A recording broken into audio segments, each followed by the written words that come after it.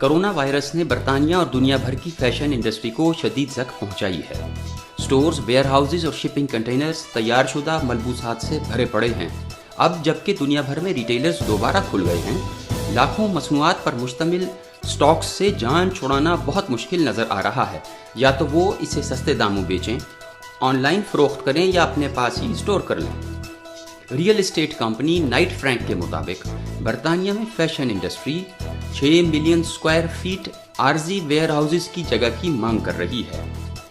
सारा साल इस्तेमाल होने वाले मलबूसात जैसा कि अंडरवेयर, टी शर्ट्स, चीनोज और क्लासिक शूज़ तो शायद अगले साल तक इंतज़ार कर सकते हैं, जबकि दूसरी मसनूआत के साथ ऐसा नहीं किया जा सकेगा। बरतानवी रिटेल स्टोर्स नेक्स्ट और जर्मन स्पोर्ट्स ब्रांड एडिडास ने अपनी मसनूआत को स्टोर कर दिया है, मगर इसमें भी नुकसान के इम्कानात मौजूद हैं। यूके बेस्ड पार्क लेन ग्रुप, जो कि कारोबारी इदारों को बड़े स्टॉक्स से मुताल्लिक मुशावरत और रहनुमाई फराहम करता है, के मुताबिक वो माहाना 15 लाख मसनूआत पर काम कर रहे हैं, जो कि आम हालात से 2 गुना ज़्यादा है।